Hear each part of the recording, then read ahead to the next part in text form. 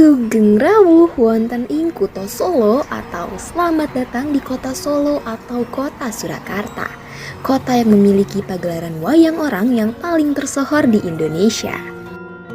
Pagelaran wayang orang yang berada di Kota Solo ini memiliki perjalanan sejarah yang sangat panjang. Pada mulanya, pagelaran wayang orang ini diciptakan oleh Pangeran Adipati Arya pertama. Dan dulu, pertunjukan wayang orang ini hanya dipentaskan secara terbatas untuk warga abdi dalam Keraton Surakarta. Namun seiring dengan berjalannya waktu, tepatnya pada masa kepemimpinan Raja Mangkunegara VI, pertunjukan wayang orang ini mulai dipertontonkan di luar istana keraton.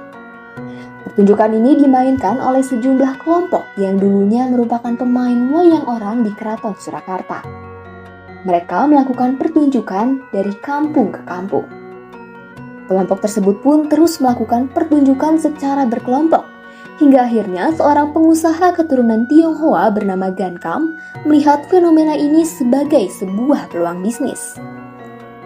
Gan Kam pun akhirnya merekrut mantan pemain wayang orang dari Keraton Mangkunegara menjadi sebuah grup dan membentuk pementasan dengan panggung ala opera barat, serta Gan Kam pun menarik bayaran dari para penontonnya.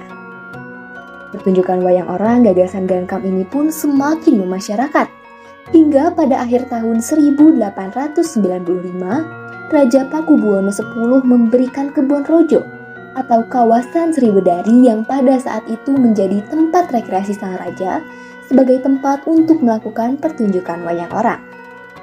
Sejak saat itu, pertunjukan wayang orang di Kota Solo terus dipertontonkan di kawasan Sriwedari.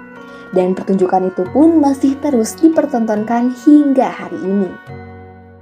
Setelah mengulik sejarah dari wayang orang ini, sekarang saatnya kita melihat langsung lokasi pertunjukan wayang orang yang berada di Taman Sriwedari.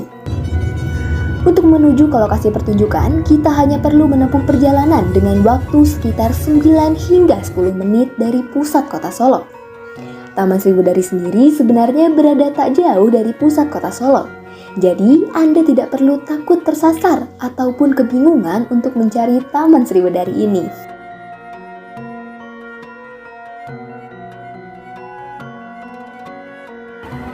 Baiklah pemirsa, sekarang kita sudah berada di depan pintu gerbang Taman Sriwedari. Ketika Anda tiba di Taman Sriwedari ini, Anda akan disambut dengan sebuah gapura yang bertuliskan Taman Sriwedari yang siap menyambut kehadiran Anda. Sekarang, ayo kita masuk ke dalam gedung pertunjukan wayang orang yang berada di dalam Taman Sriwedari ini. Nah pemirsa, jadi gedung ini adalah gedung yang digunakan untuk melakukan pementasan wayang orang. Di gedung ini juga kita bisa melakukan pembelian tiket yang bisa Anda dapatkan dengan harga Rp10.000 saja. Nah, untuk pertunjukannya sendiri biasa dimulai sejak pukul 8 malam.